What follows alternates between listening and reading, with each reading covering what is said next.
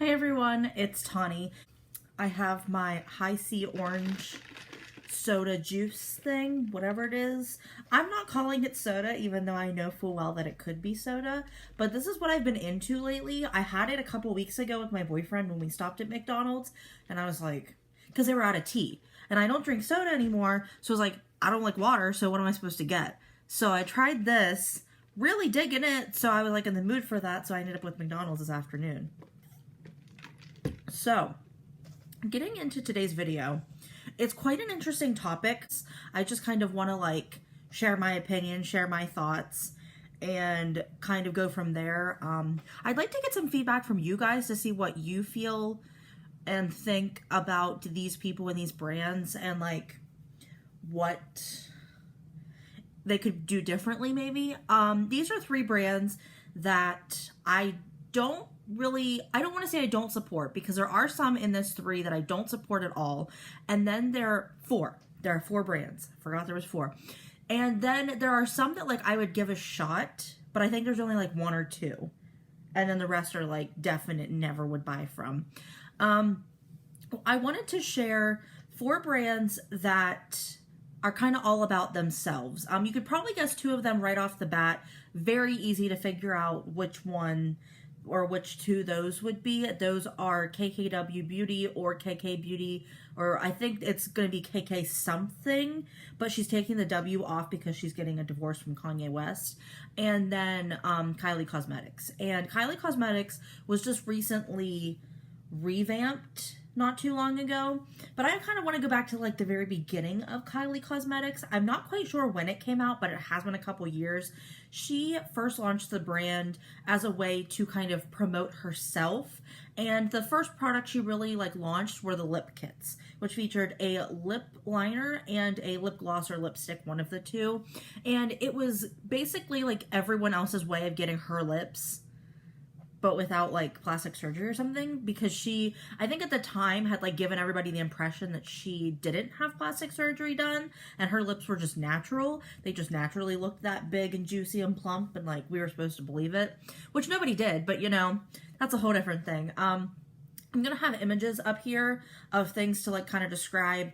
I saw that she was doing the 24K gold, something like that, birthday release, and it got me thinking, which I had already been thinking of this video for a while now. It's always bugged me. I always bring it up too if you've like watched previous videos. But Kylie Jenner is one of those brand creators which really marketed off of herself. And while that's a good thing and it's cool that you can do that, I'd love to do that. She has done several birthday launches and then kind of like just goes under the radar, and then we'll do like Christmas, Valentine's Day, like holiday themed, but doesn't really like do much more. Like all of her energy goes into like the birthday launches. Like she has the one for her 21st birthday, her 23rd birthday, her 20th birthday, I think, and then her 24th birthday, which is the newest. They're all kind of the same. I noticed two of the birthdays had two like very gold colored highlights. All of them have lipsticks, lip glosses, whatever. Some of them have eyeliners. I noticed there's like one or two that together have eyeliners. I honestly think this year's and last year's birthday launches were almost the same, like with just new packaging. Like the one is a little bit more warm toned than the other, but honestly, like only the one for her 20th birthday, where it's like the pink and green palette, is interesting. And she could have gotten away with making that like a spring collection, because those are spring colors. And I think her birthday is like August something. I don't honestly know nor care. I don't care enough to like look up that information. But I feel like it's very self-centered. And I don't mean this in like a, ugh, she's disgusting, like that's so gross. But just like in a, like, this is the label I'm going to put on it, it's self-centered. I think it's a little bit like, if you're into her brand, this is something for you. But it's one of those things that if you don't really like her, this brand is not for you. It's very like you have to like her as a person in order to like this brand. And I think that's kind of what sets, especially I think her apart from KKW Beauty, not so much from some of the other people we're going to talk about, but I think that's kind of like the differentiation. And I think she did a good job really picking what people liked about her and pushing that out so that they could like imitate her. But at the same time, I feel like it just all feeds her ego, and that's not a really good thing. I don't know what all she's done, like charitable, volunteer, like for humanity wise, that like we should just worship her as if she's some sort of like goddess or whatever. I honestly think it's just kind of like people want to be her, so they just think she's great, but it's like, what have you even done to be great? What do you even like do? Like, you know? The next brand is Jaclyn Cosmetics, and this is another brand that she has been releasing highlighters, powders, and lipsticks,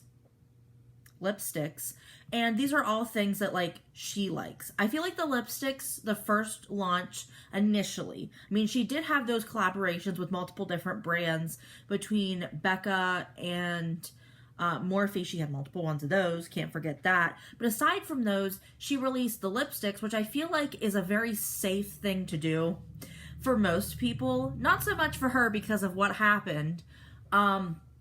There are less hairs on my head than there were in those lipsticks. I needed to throw a joke in there. That was funny.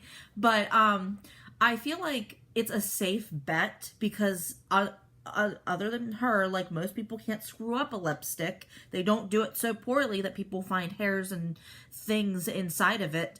But it's like an easy thing to make, I guess, and it's like an easy thing to push out. Everybody's like looking to try a new formula, looking to try something new, even though most lipsticks are like basically the same thing. They just have different packaging and labeling.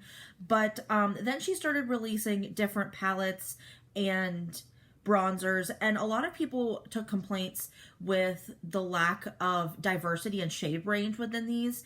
I know with the powders that you will see in an image up here, the deepest one looks deep, but not deep enough that like deep skin tones can use. And I understand a lot of times brands don't have as much money to invest into like all of these colors and shades and this whole big like inclusive, diverse shade range, but it's still like try your best. Light colored people, toned people don't need like 4 different options. Give us like 1 or 2 and space it out so that everyone can support your brand, not just the people that look like you.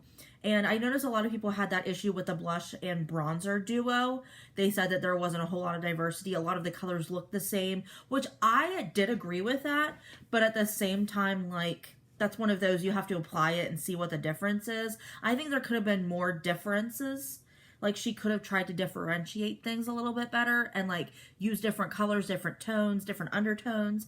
But that's just kind of, like, a lazy thing, honestly. There was a new thing that came out with something new of hers, where she said she didn't have someone with light or with dark skin tone to test it on.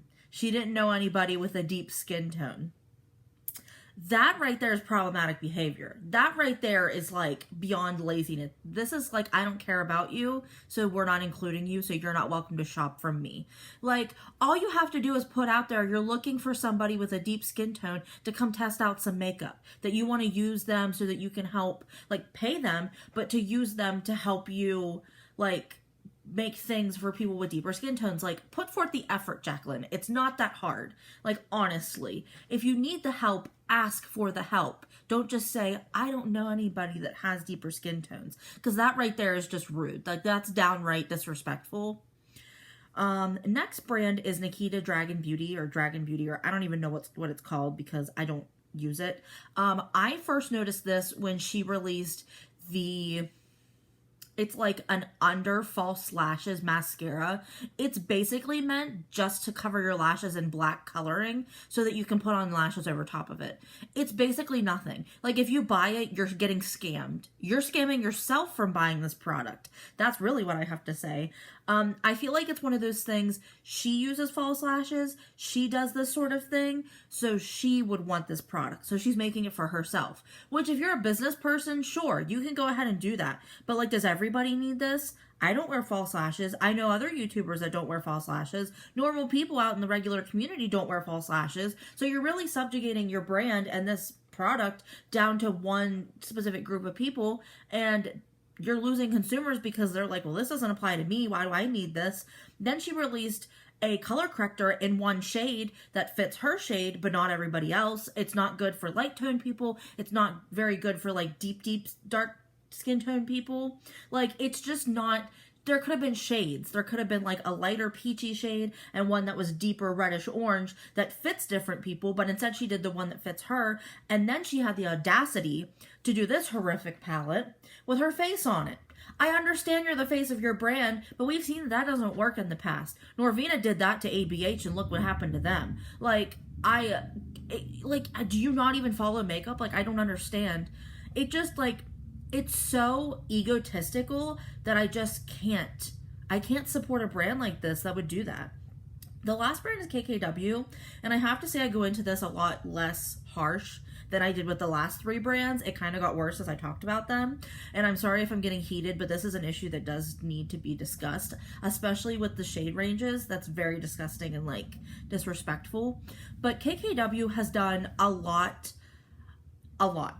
of nude and neutral and monochromatic brown eyeshadow palettes. There's been a little bit of color here and there, but everything is very basic and bland. Her packaging's bland, her lipstick shades are bland. There's nothing about this brand that really like sticks out to you. There's nothing that makes you want to like, wow, I need to get these products. It's the same release over and over and over again. And while I understand Kim probably uses a lot of neutral browns, not everybody likes neutral brown. I kind of wish, and I don't know if this is maybe the cause of the rebrand or just a divorce and that's why she's rebranding, but I feel like she needs to understand that this isn't what people want. People are bored with her makeup at this point. People aren't interested in brown tones anymore. They want a change. They want something different. They want something that will like bring a pop to their eyes. Browns just aren't doing it anymore. Nobody's like interested in the browns. I'm into it. I love brown. That's basically what I'm wearing today on my eyes, and I'm not even interested in this brand because it's that boring and dull. Like, if she would change it up and make things more warm toned, or like spice things up, add a pop of color, or do something with like pinks or purples, just something that's like not your basic brown, I think people would be more interested in the brand. But everything is so basic and boring that it's so hard to support the brand because there's nothing interesting keeping people around. There's nothing interesting that makes people want to like come and shop from them. I see their section in Ulta and I'm just like, can we replace it with something better? Like, there's nothing. And I just think she really needs to like understand. Somebody needs to tell her. Her team needs to say this because it needs to be mentioned to her so that changes can be made. I hope you guys like this video. It was a bunch of ranting and rambling and hating on people and brands. Not saying I hate these people, but just saying that like they should do better and just change things up, make things fit the community that buys makeup more, because your consumers are the ones giving you your money. Not it like you're not going to be doing that yourself. You know what I mean? Don't forget to like, share, and subscribe. Ring that notification bell down below so you get notified when I upload my next videos. Don't forget to comment if you have anything to add to this video, any suggestions on what can be done, on any other brands that you think are guilty of this, and I will see you in the next video. Bye!